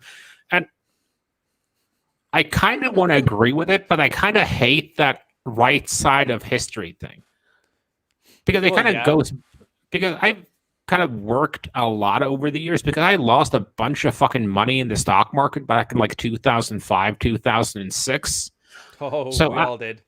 so I took a friend of mine up on his offer and went to his shrink Mm-hmm. because his shrink had this thing where he would have like a bunch of like high power stock traders and stockbrokers come into him to have emotions beaten the fuck out of them. That's very unshrink like of them to do. Yeah, but the whole goal was to become less emotional about your investments. Mm-hmm. Does it work? Yeah, it does. Oh, But that's the probably the problem is, first positive thing I've heard from a guy going to a shrink ever. but the biggest problem with it is you kind of become that way about everything. Hmm. Because when you have that kind of, whether it's because of trauma or training or a bit of both, once you have that blunted affect to things, you kind of start to parse things through like a logic, reason, and facts filter. And then you make predictions based on that, like essentially what I did with the election. You're not going to do it all the time, and it takes a bit of focus to do, but it's going to become kind of your default go-to. It's kind of like the same reason they drill people in the military because you're not supposed to think, you're supposed to just do. It's kind of same thing Rolo says about like the red pill approach. Like it's not when his wife throws him a shit test, he doesn't run through like a checklist in his head. It's just he does a certain thing because he knows that's automatic for him. Yeah, he did the It's checklist internalized. before, and now it's internalized. But same thing, or just get a really shitty stepfather. Like all those things will help blunt your effect. And I hate how people treat. See, I don't like the inference that that's a bad thing. You're saying it's bad. The idea being having that emotional whimsy was a good thing. But to me, that's kind of guys are talking about rites of passage. I would say that's about as close to one as we can get. The ability to stop emoting like a child about everything. Well, Chisar is asking why not call those chicks low S&V girls because they're not. Yeah, they're not. Sexual market value has nothing to do with morality. It has Mm-hmm. everything to do with how many guys want to fuck that girl at this given moment. That's her sexual market value. Yeah, tits, ass, competition, pleasantness, enthusiasm. Those are only things that really matter. And that's kind of why I did that old SMV series back in the day too, because guys love to jerk themselves off and, yeah, well, if she's not going to church, she's obviously a low SMV woman. No, she's a low SMV woman for you because going to church is apparently important, even if she's going to church to blow the fucking pastor. Mm-hmm. Or because they blew the pastor. Well, I guess I just show up, get forgiveness after I got the money shot. And that's why I kind of dislike the whole right side of history thing too, because if we want to go into it, like, history is written by the winners. That's always what happens. And what the winners did is always going to be judged as right in the history books, right? Oh, yeah. Like, it took like 50 years to have a discussion if bombing Dresden with fire bombs and burning like the most anti-Hitler city in all of fucking Germany to the ground was a bad choice by the Allies. And we're never having those debates. But yeah, history is also being rewritten by the losers. But at the same time, though, you can say that history, even though individual blips on it can be emotional, history is kind of naturally facts and reason biased. Well, I agree with our environmental. Most of these changes are just watching people adapt through environmental changes. Agriculture, huge change. Started a whole bunch of history on that one. Warfare basically surrounded it. Industrial Revolution, same thing. So when he's saying history's being rewritten by the losers, are they though? Are they really the losers? Because now we're in the age where attention is the economy. We only have like 1% of people making food. Construction's already done. Everything's automated. So what's left but keeping attention? So I don't think they're the losers at all. In fact, I think they're the adaptable ones who are winning right now. And everybody else is scrambling to catch up. But we don't like them, but we call them losers, you know? Yeah, but at the same time, though, you have to say that the people who are actually influencing our history now, and this is why I've said that conservatives are losers by default, because you can't stop forward movement. I think if you had to like define one like force that affects our society, it's evolution. Yeah. Both in like our bodies, in our adaptability that way, but also in the sense that conservatism is an inherently reactionary ideology. Yeah. What would they call it? Progressives with a speed limit or something like that? Yeah, essentially, if you take away conservatives, you're going to have a lot more progress, but you're also probably going to have a lot of bad decisions made in the name of progress, because you're going to do a shotgun type attempt to do things. You're just going to fling shit at the wall until like 5 things out of 20 stick, and you're going to have a lot of negative results from that. But then if you let the conservatives rule, we'd still have people dying from polio. God, remember those old days? We're back where everybody knew somebody who died from polio. Actually, I shouldn't be ranting about the COVID thing right now. Canadian just got booted out of the caucus for even suggesting that the measures we're taking are too much. They just fired him on the spot. Get out of here. Well, I think COVID was good in the sense that it actually made people feel a bit of fear, and that they actually kind of, because you notice that the whole discussion about pronouns kind of died out when COVID showed up. That's true. They'll come back. Because I think but then COVID died out when the election happened too. So it was like, we can't even keep one thing straight in our head. Global pandemic. Yeah, but the orange man's really bad. Yeah, but I think that's kind of because I love quoting an old boss in this, because you know when you have a lot of shit you need to get done, and you go to your boss and you're like, okay, I have these 10 things on my plate right now. How do you want me to prioritize them? Here is my suggestion. What do you think? It's like a classical thing. And my boss at that point was like, fuck your list. Everything's critical. Just get it done. And I never thought I'd hear that answer to that kind of prioritization. Yeah, and it's like the least productive answer you can get, because you have to prioritize things. Right. And in this case, it's like, okay, Orange Man was a nearer, more general threat for a lot of people than COVID was. At the same time, shiny dangling keys, man. But I think that speaks more to our attention span. I think that's why the Chinese are ultimately going to end up winning, unless you have like a violent revolution over there or something, because they're making decisions based on decades and even 100 years ahead. we're making decisions based on at best 4 years, but at worst like 1.5. And you're kind of seeing, because I like to make the analogy, when one domino flips, then a lot of dominoes tends to flip quick. And I tend to think that once you get a bunch of younger people into positions of power, you're going to see a turn towards more green energy. Probably. You're going to see. Do you hear? Here's my question for you though. Green energy in that like effective green energy? Are we talking nuclear power, recycling technologies, or are we talking about green energy, like signaling green energy?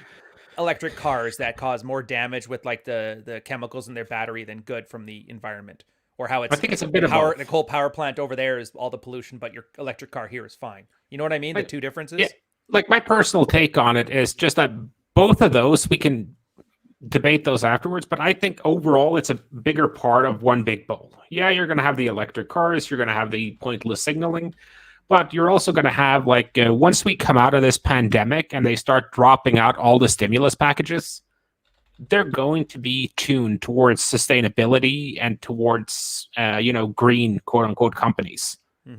So you're going to have a lot of companies that we're green, we're pumping up green oil.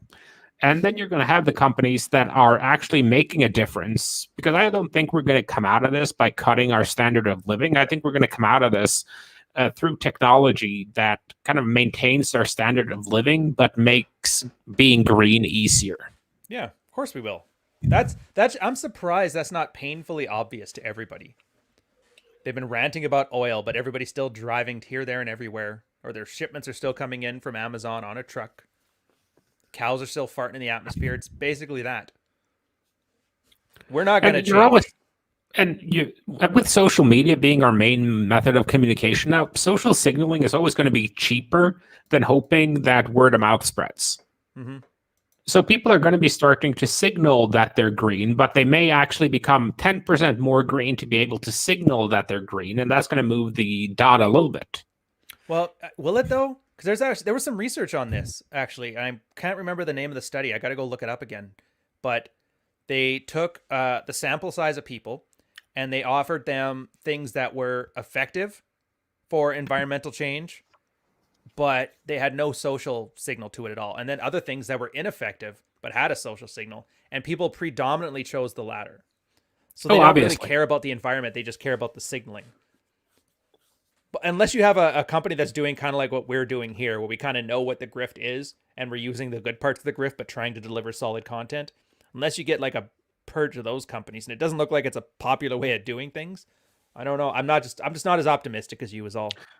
And, I hate signaling as much as the next guy, but at the same time, though, it's kind of weird that let's not set the planet on fire has become like a liberal issue.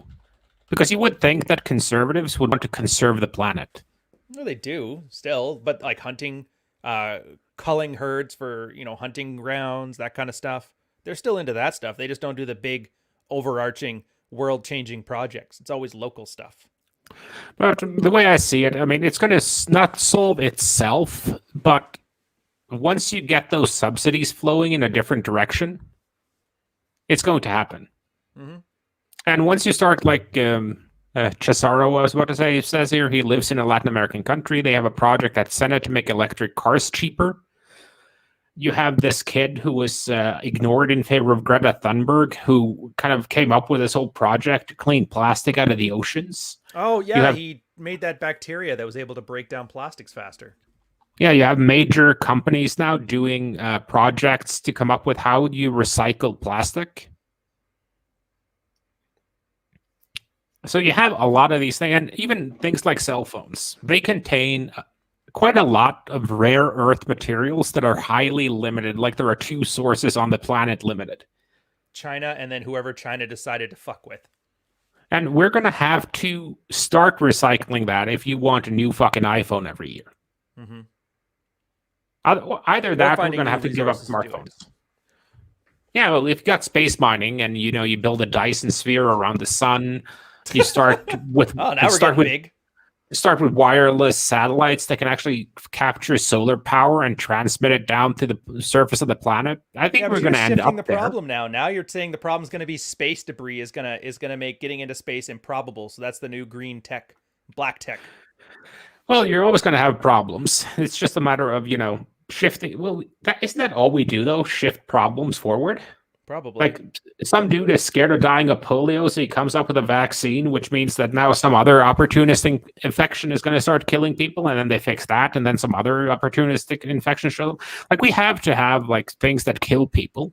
I mean, the problem is we don't have enough things that kill people, in my opinion. Remember when killer bees and then murder hornets? What's the next one going to be? Like death wasps? Yeah, We're but running out of insects and everything. Yeah, but I remember back when I was in elementary school when they were talking about, global cooling and the environment and acid rain. Yeah, 70s, 80s, early 90s. The ozone layer.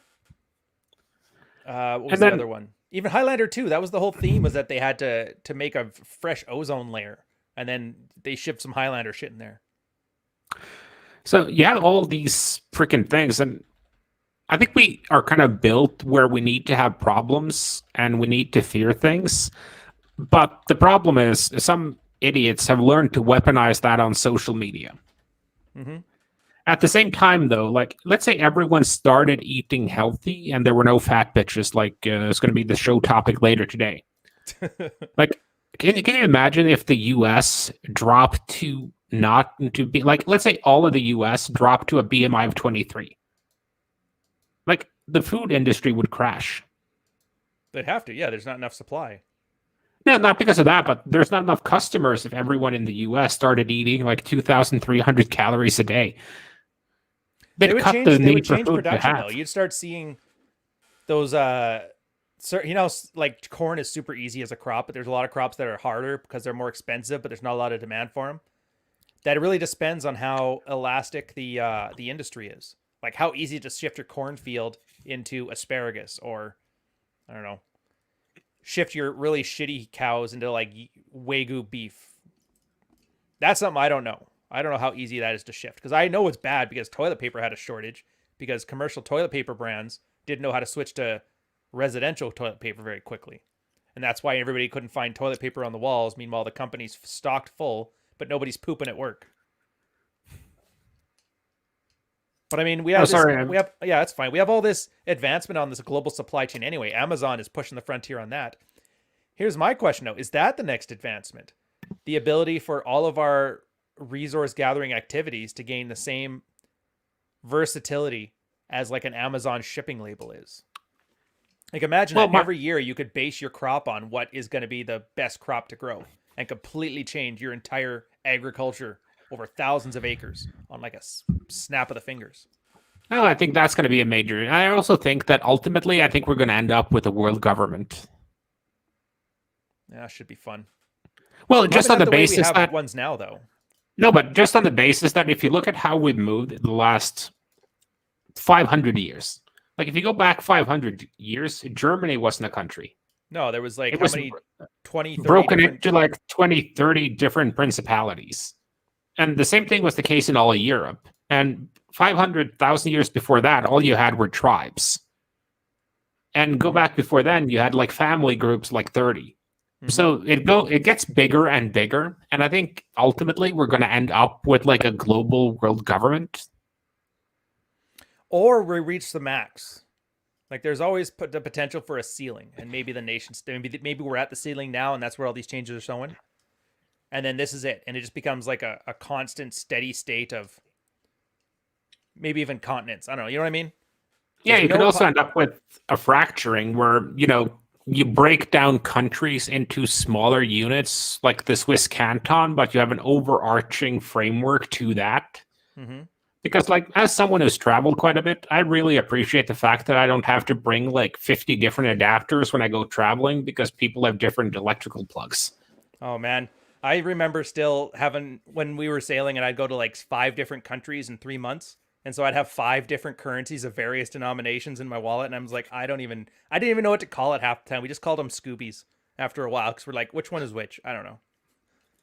So I think those things are going to work out. But yeah, global government can't agree on anything. But we have that now. Like we have a local government or national government.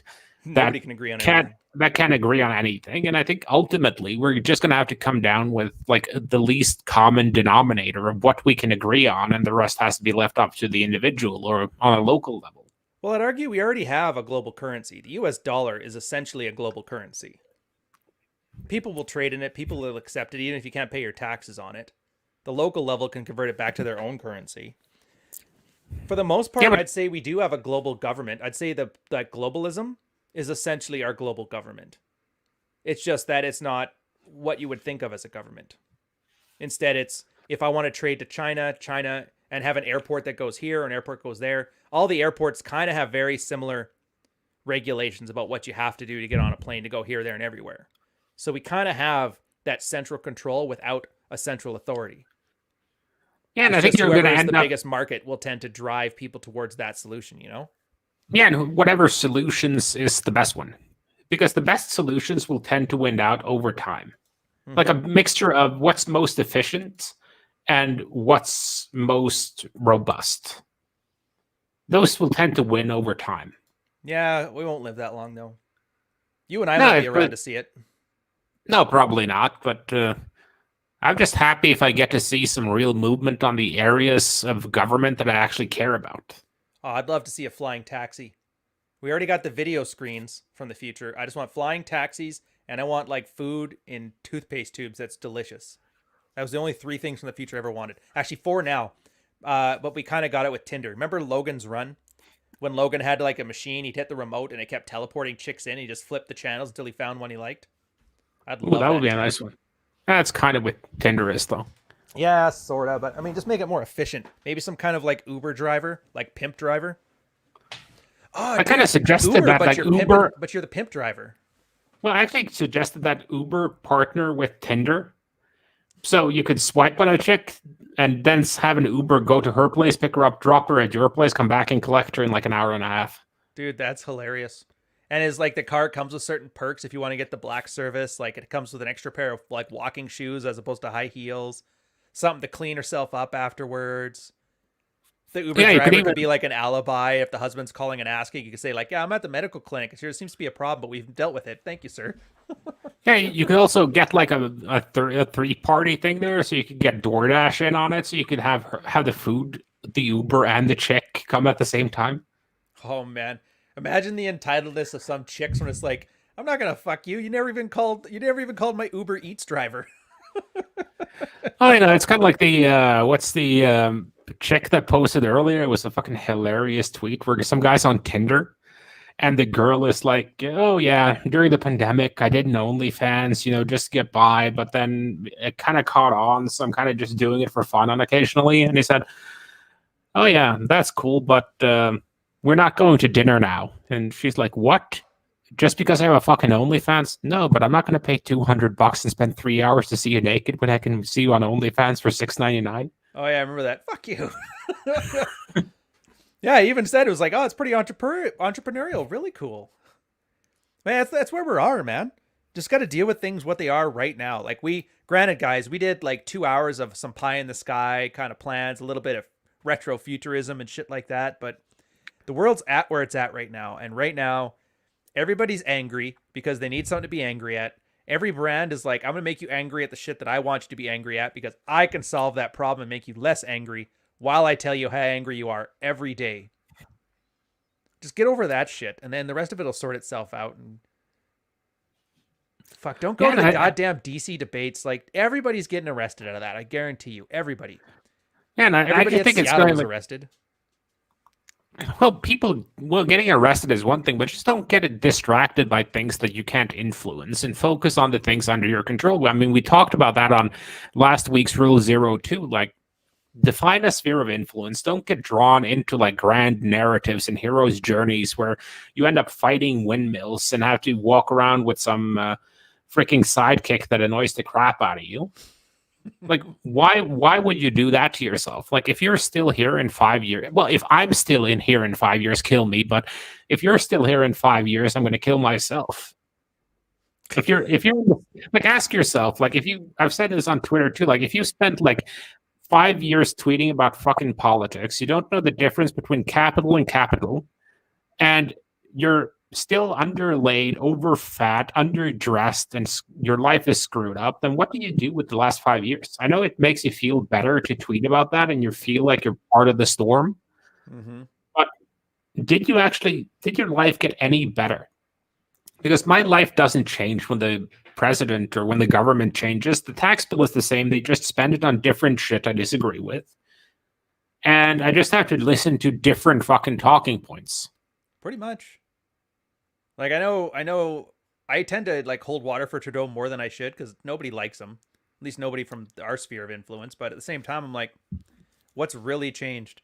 We brought up some national debt. Well, we brought up national debt before. We'll be fine. You got legal some weed. businesses are getting subsidies. I'm like, yeah, none of them influence me whatsoever. There's nothing I could do to control it. All I learned from him is that when you have a speech to make, you have to do your soft drama teacher voice, and people will think that you're emotional and they can resonate with you. Now, whatever I want to pass, I want to give $1 billion to the Wii scandal. And you're like, oh, wow, that guy's pretty. You should learn. That's it too. I hate that shit. Everybody's like, I want to be the pinnacle of man, be the best man I can be. Meanwhile, you see a guy who's fluffing mirrors. And they're like, and then their first thought isn't, how do I become as popular and successful as that guy? It's like, fuck that guy. You know what I mean? Guys Yeah, but so worried about being an alpha male. As soon as they see one, their first thought is to seethe about it. Well, isn't that the kind of the typical thing though? From like this, you sit on the side, like Vox Day, did like great writing on this like 10, 15 years ago when he's like, okay, you have this guy and he's like, oh, hey, Vox, I love your books, love your blog posts. If you could only do this thing, that would be amazing. And he's like, why the fuck are you telling me what to do? Why should you have influence on what I create? But people would rather be a critic rather than a doer. I mean, Roosevelt was talking about that. Yeah. Which is funny, too, because Vox ended up doing that exact same thing when he went after Peterson for all those times, too. So we're all kind of hypocrites. You can't really... Like, I'm like, all right, we're all hypocrites. Let's move past from there. Well, Oh, go. No, but, like, I get annoyed with politics, too, and get pissed off about it. It's just a matter of how much time do you spend actually doing that. Like, I'll admit, like, I've occasionally hate-watched your odd social media celebrity just because I got annoyed by it. Yeah. But then I catch myself, and I'm like, okay, you have testicles. Stop doing this shit. You have more important things to be doing. It's like drinking. You'll get drunk every now and again, but you're not going to get drunk the day before you got something important to do, and you're not drinking every day. So having some control over your vices. Yeah, it's like same thing. I enjoy smoking weed. I haven't done it in 8 weeks because I may have to go through a drug test in the next couple of weeks. Yeah, that would be smart. That's my favorite story, though. Like, I had a buddy, and a rumor started circling around his workplace that he was doing certain illicit drugs. And he's like, I hate this fucking rumor. I'm going to go to the corporate doctor, and I'm going to take a drug test voluntarily. And then the fucker went in, took the drug test, tested positive for cocaine, MDMA, and THC. How do you test positive for coke? He did coke the night before or something. I was going to say, you have to do coke on the way to the test to test positive for coke. You have to drop some of the coke into your piss as you're taking the test to test positive for coke. How do you test positive for coke? And it was just like my favorite, like, dumbass fucking story. It's just like this dude be like, I'm tired of there being rumors about me doing drugs. I'm going to go in, take a voluntary drug test, and have them proven true. I guess good for him. Fucking guy. Guess he made his point. But it's kind of like the same issue we've been having, because we've been calling guys idiots for years, and they've been proving to us time and time again that they're fucking idiots. Yeah.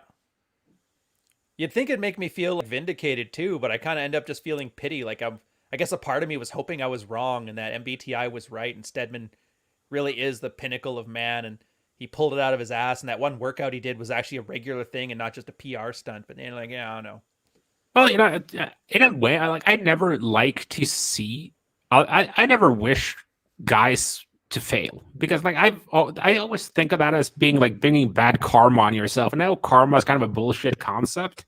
Yeah. But I do kind of believe in that the energy you put out there is reflected back to you in some means. If you're a rude asshole, people are going to be Oh. rude to you. Yeah, If there we you're go. Defined an energy. That's different.